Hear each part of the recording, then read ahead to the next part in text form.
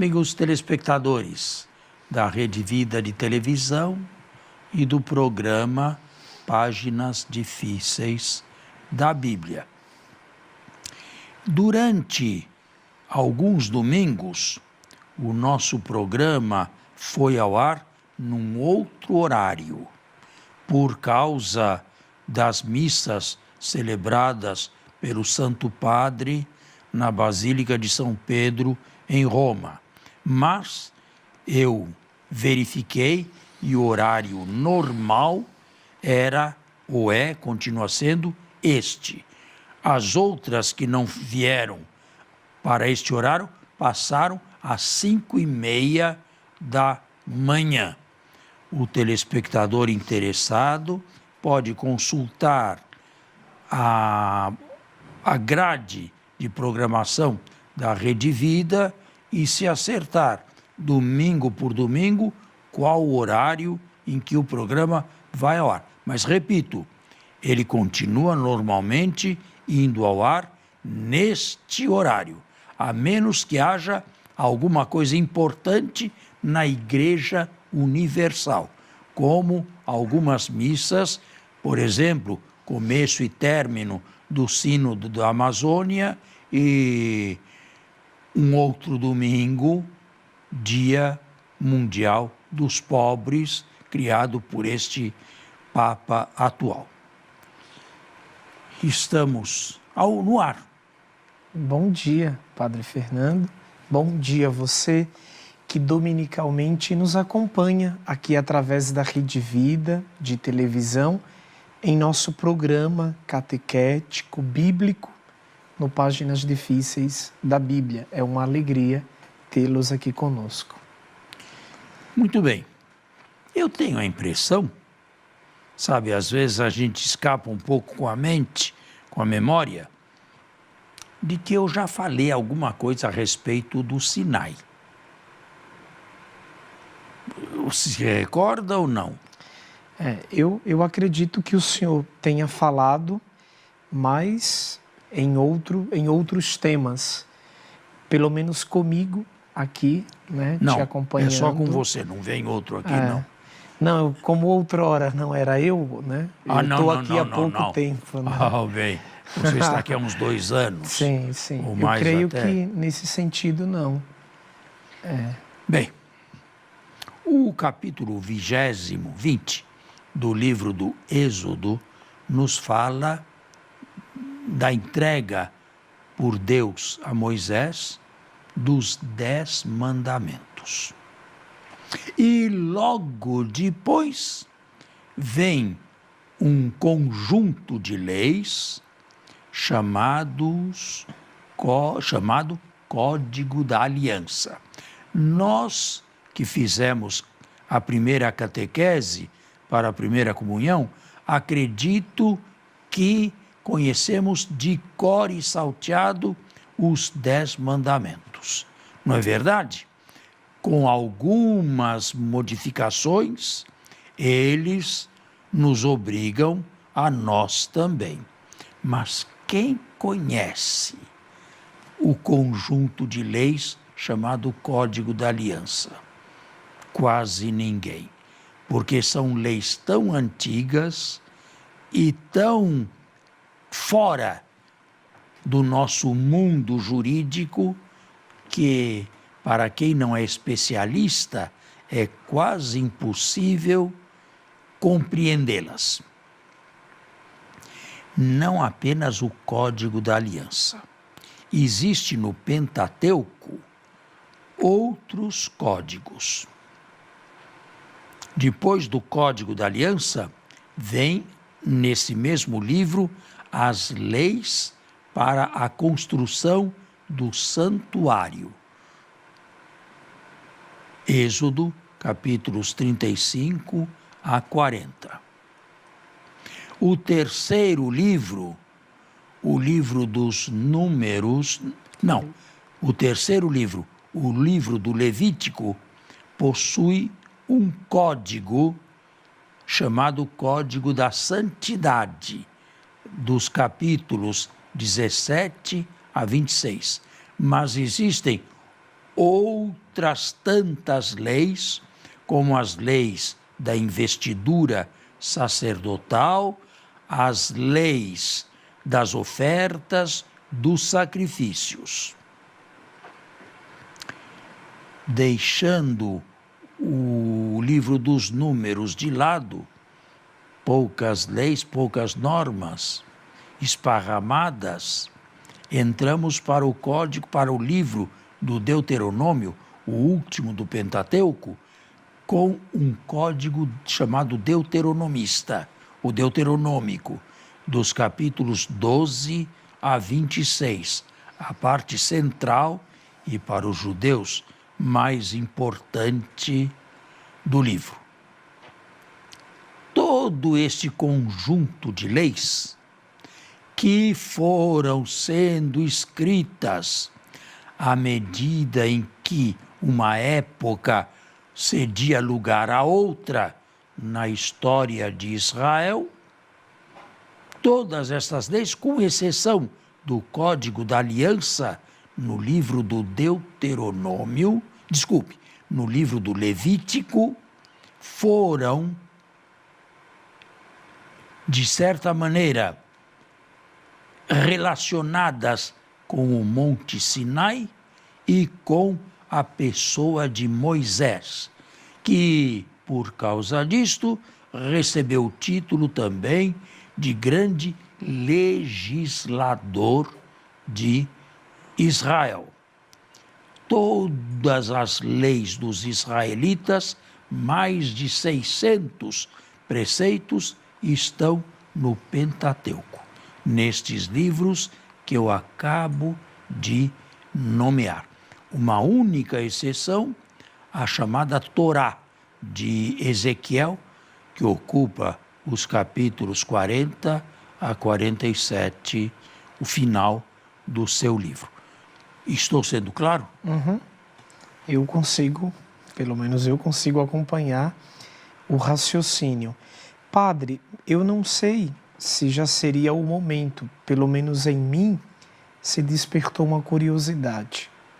Leis, então eu tenho legislações. Se estas legislações são atribuídas ou foram levadas para o Sinai e foram colocadas no personagem Moisés, elas nasceram antes do exílio? Durante o exílio Código da ou Aliança, depois do exílio? o Código da Aliança, com toda a certeza. Só o Código Ainda da em Aliança? estágio, talvez, oral, mas direito consuetudinário. O Deuteronômio é o único código que não está relacionado com o Sinai. Ele está relacionado com as montanhas de Moabe, o último discurso de Moisés no dia da sua morte. Todas as outras leis estão relacionadas com o Monte Sinai. Mas uma palavrinha sobre monte. Aonde está esse Sinai? É interessante. O que mais importa aos judeus é desconhecido. Nenhum judeu, nos dias de hoje, sabe exatamente onde foi o Sinai. Ô padre, quando a gente começa a ler atentamente o livro do Êxodo, fala que foi ao pé da montanha sagrada, Sinai, que Moisés ouviu a voz de Deus na sarça.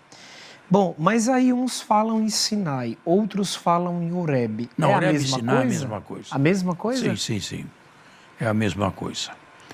Moabe não, mas Horebe e Sinai, sim. Só que, como eu acabei de dizer, quase nenhum judeu hoje sabe exatamente onde se deu. Claro, quase todos imaginam que em algum lugar da península do Sinai, que é uma faixa de terra, uma península que geograficamente existe até hoje. O problema está em que o único Sinai conhecido é um Sinai cristão. Ele está no sul da península do Sinai. Eu mesmo já estive lá com peregrinos. É o Sinai cristão. Por quê? Porque no século IV da nossa era foi construído lá um mosteiro de monges que atualmente são ortodoxos gregos. É um mosteiro dedicado a Santa Catarina, não de Sena, mas de Alexandria, muito venerada no Oriente, uma santa um tanto legendária, que teria sido uma filósofa, uma santa importante culturalmente, teria abraçado o cristianismo, teria carregado para o cristianismo muitas mentes cultas, recebeu o martírio por ser cristã e pelos anjos foi sepultada em algum lugar do Monte Sinai. Claro, tudo isto aqui é muito legendário, mas o único Sinai que se conhece é um Sinai cristão. Vamos fazer um pequeno intervalo e já voltamos.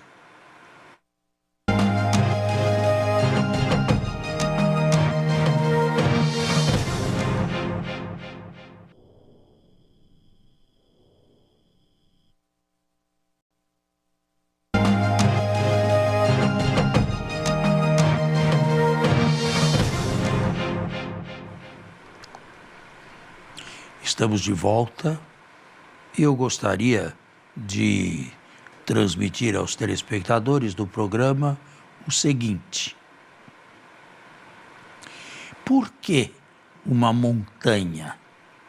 Qual o significado da montanha?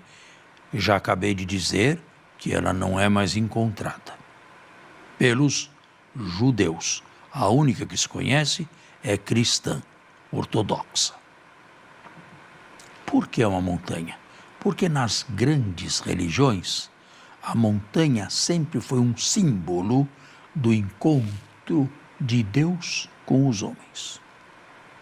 Deus desce e os homens sobem e se encontram a meio caminho.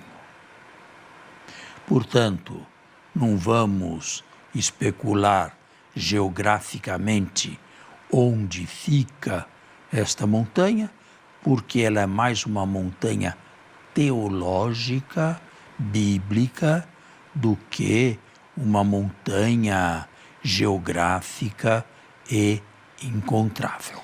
Padre, essa maneira de testamentar os textos, ela também é um pouco encontrada no Novo Testamento. Seria algo próprio da literatura antiga? Não, mas eu não entendi a pergunta. O Novo Testamento em que sentido? Por exemplo, os grandes feitos de Jesus muitas vezes se dá no monte, como por exemplo a transfiguração.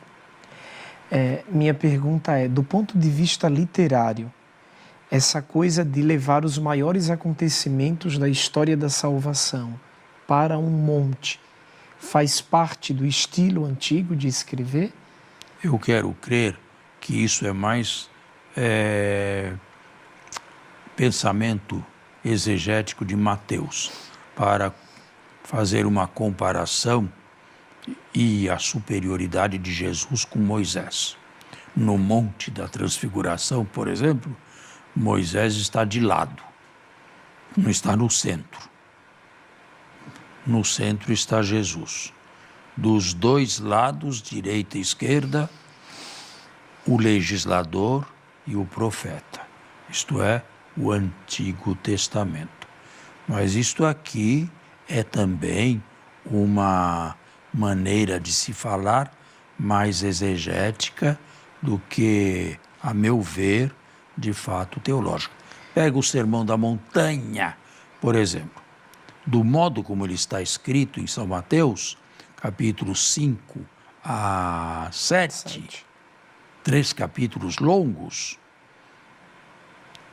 se tem a impressão de que Jesus pronunciou tudo aquilo num único sermão. Não foi verdade. Jesus pronunciou muito daquilo que lá está em locais diferentes, dias diferentes e para auditórios diferentes. Foi Mateus quem coligiu todo esse material dispersado, organizou e compôs, como está na Bíblia atual, no Evangelho de Mateus, o Sermão da Montanha. E mais uma vez, se Moisés deu a lei antiga na montanha, Jesus dá a lei nova numa montanha também. Ele é um segundo Moisés e até superior a Moisés. Padre, mas o que eu falei sim, a respeito do Sinai sim, está claro e praticamente concluído, não é? Esse, para a orientação dos nossos telespectadores, esse monte não é o mesmo que o Carmelo. Ah, não, o Carmelo eu conheço. Lá estive diversas vezes, até agora, o mês passado, estive no Carmelo. O fato de a O gente... Carmelo não é uma montanha também, o Carmelo é um promontório que termina no mar. O fato de a gente teologizar a imagem do monte não enfraquece a sua circunstância geográfica e histórica? A geográfica histórica é a que menos interessa. Mas ela está no texto e Sim, ela é real. mas o texto, o que é real? O monte, não é? O senhor não falou geograficamente que ele existe? O Sinai cristão, mas 1.200 anos antes do cristianismo, a data que se dá normalmente para Moisés, disto não se sabe nada. Portanto, esta montanha é puramente simbólica. É uma montanha, está lá. Eu mesmo já estive lá, mas não dizer que aquela foi a montanha onde Deus desceu. Em primeiro lugar, Deus não desce. É uma maneira de falar que o divino entra em contato com o humano. Quando surgiram, por exemplo, os 10 mandamentos? Não acredito que tenham sido num dia só. Aos poucos, os 10 mandamentos foram sendo conhecidos e concebidos como o coroamento de todas as leis. Agora, quando isto se deu, de que forma isto se deu, como se deu a junção, aí nós temos que ir para os redatores do Pentateuco, para a época pós-exílica. No caso da redação do Decálogo, dos mandamentos, que fonte mais se aproximaria deles, assim, pelo estilo? Nós temos a Eloísta, já vista, sacerdotal, a Eloísta e a saiu do mapa. Deuteronomista. Saiu do mapa. Saiu. Mas se fala na teoria tradicional das fontes que ela e a Javista é anterior ao exílio. Hoje não mais. Leis anteriores, sim. Eu disse a você, o Código da Aliança certamente existia antes do exílio. Não, talvez como esteja aí, mas as leis consuetudinárias que foram depois adatadas e escritas. Um Deuteronômio inicial, que em exegese se chama um Ur-Deuteronômio, uma expressão alemã que significa um primeiro conjunto de leis do Deuteronômio, sobretudo as leis da centralização do culto, já deviam existir antes do exílio, à época de Josias. Mas o próprio Deuteronômio, na sua inteireza, foi escrito durante o exílio e após o exílio. A seu ver... Você sabe que existe uma história interessante no Deuteronômio? Qual? Não está no Deuteronômio, desculpe, eu me enganei. Está no livro dos reis, mas fala do Deuteronômio, um livro que foi providencialmente achado no Templo de Jerusalém, depois do paganismo de Manassés, na época de Josias. E, levado ao rei, consultada uma profetisa, Hulda, foi canonizado. Isso está no... É primeiro ou segundo Reis? Eu vi isso em História Deve de ser Israel. segundo livro dos Reis. Segundo, é. Não vou mexer agora, É. porque o tempo não permite. Agora, gozado, será que o peso dessa Sabe pra quê? literatura... Essa história de um livro achado providencialmente na sacristia de um templo profanado é uma história criada com reta intenção de... Para dar peso à obra. Para dar peso à obra no exílio. Portanto, ele continuou a existir no exílio e recebeu a redação final depois do exílio. Sobretudo aquelas partes do discurso de Moisés, início e fim. Capítulos 1 a 11 e depois a partir do capítulo 27 e 28. Uhum. A seu ver, o decálogo, ele não é pré-exílico? No seu todo? Não quero dizer que ele não seja pré-exílico. O decálogo, na verdade, não vai além das leis naturais. E o que nos separa dos irracionais? O que nos faz ser racionais? A distinção entre o bom e o mal. E a consciência disso. Não é verdade? Sempre que o homem teve isso, de alguma maneira, tinha o que mais tarde seria chamado o decálogo. Agora, houve uma época em que isso se tornou mais explícito dentro de Israel e, mais tarde, colocado onde está atualmente, capítulo 20 do livro do Êxodo, como a coroa de todos os mandamentos, de todos os preceitos. E é verdade, porque nós não seguimos mais os 600 e tantos preceitos, mas o decálogo, sobretudo depois do amor a Deus e ao próximo, o decálogo, que é amor ao próximo também. Quem ama o próximo não furta, honra pai e mãe, não comete adultério. Não é?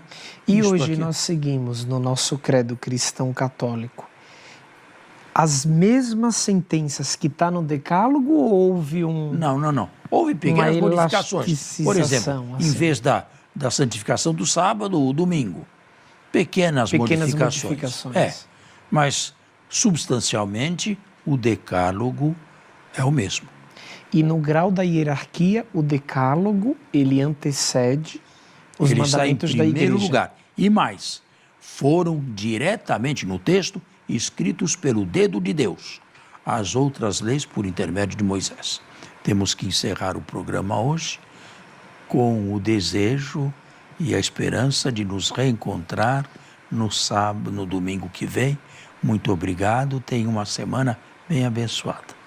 A você e a sua família, um feliz e um bom domingo e uma boa semana.